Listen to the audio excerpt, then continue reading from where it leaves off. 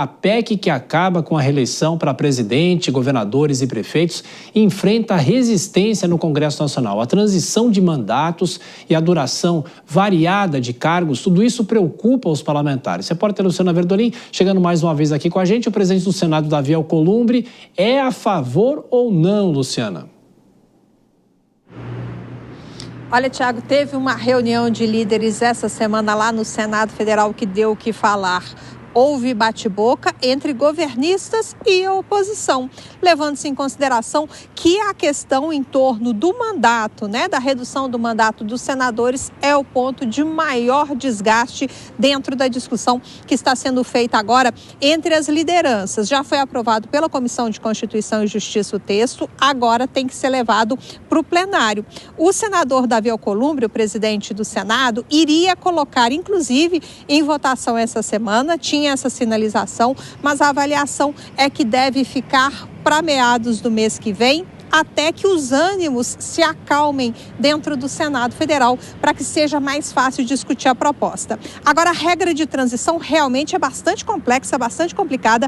Há um sobe e desce de tempo, de mandato. Só para a gente ter uma ideia, para o ano que vem não muda nada, a reeleição continua permitida, mas os parlamentares, os deputados não, os governantes do Poder Executivo, governadores e presidente da República ainda podem se reeleger. Depois, isso muda. A partir de 2028, na eleição municipal, os prefeitos terão mandato de 6 anos sem a possibilidade de reeleição.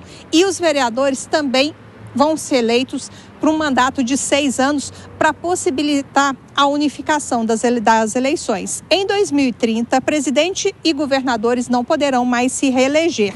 Senadores concorrem para um mandato de 9 anos. Em 2034, a primeira eleição unificada de todos os cargos no país, com mandatos de 5 anos para todo mundo. E em 2039, acaba-se as regras de transição e o Senado elege 3 senadores. Hoje, o que acontece? Numa eleição, elege-se 2 representantes e na outra eleição, elege-se 1. A partir de 2039, seria unificado e a eleição seria para as 3 vagas que cada estado tem dentro do Senado Federal. Não há muita discussão, há sim preocupação com a regra de transição, há preocupação com as eleições municipais, porque a discussão municipal pode ficar um pouco deixada de lado por conta da questão envolvendo o presidente da República e governador, mas o ponto mesmo que está trazendo discordância é a questão do tempo do mandato dos senadores. Lembrar, Luciano, uma emenda de última hora reduziu o mandato dos senadores de 8 para 5 anos. A ideia original é de que isso chegasse a 10 anos, mas um fato que pode travar a votação em plenário justamente, não é?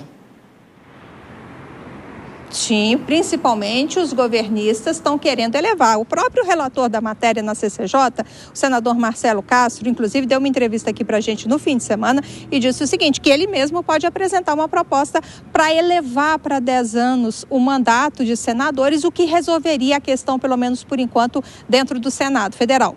O senador Eduardo Girão, no entanto, é contra. Segundo ele, o mandato de 10 anos seria quase que um mandato vitalício. E ele diz que, no caso do Senado, 5 anos seria bastante apropriado. A gente tem, inclusive, a declaração para acompanhar.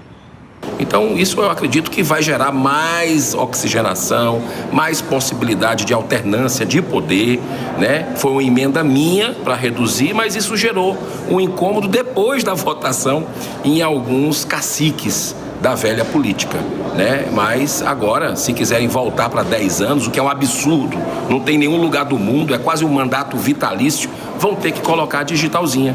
Quem é que quer 10 anos? E nós vamos insistir nos 5 anos, porque é bom para o Brasil, é bom para o povo brasileiro, é bom para a democracia.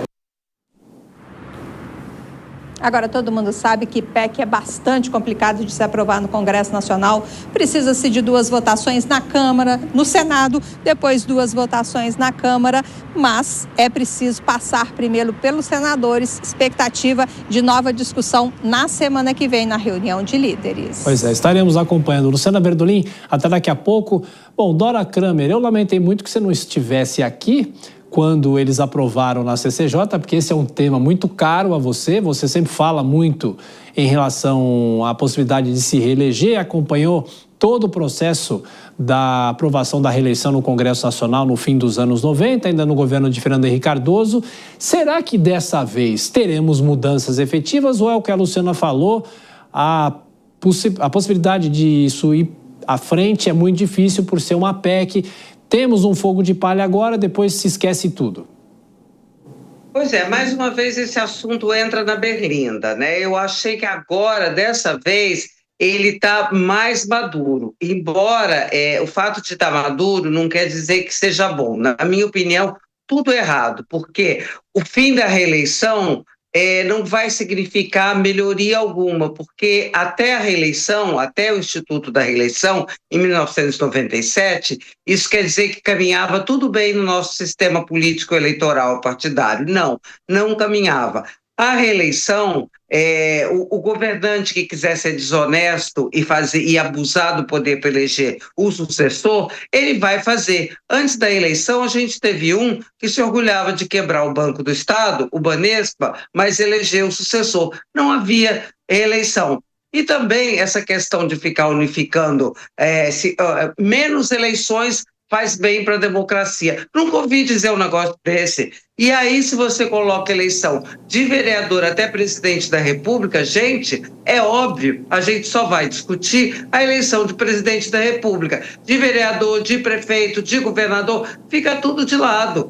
Olha, está tudo errado, são outras mudanças que deveriam ser feitas, mas essas mudanças os políticos não querem fazer porque não querem mudar as regras que precisariam ser mudadas. Mas essa é uma discussão, eu ia ficar 3 horas, perder 3 horas de jornal para a gente falar sobre esse assunto. Sem dúvida. E rapidamente, Vilela, não podemos falar em 3 horas, claro.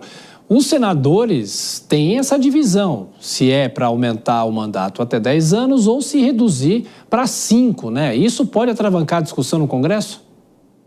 Ah, com certeza. A maioria dos senadores, eu não tenho dúvida, vai querer realmente aumentar para 10 anos, o que é um verdadeiro absurdo. Não se justifica um mandato tão longo como esse, especialmente dentro de uma nova realidade, onde o cidadão vai comparecer em menor número às ruas, às urnas, caso eventualmente seja aprovada essa PEC.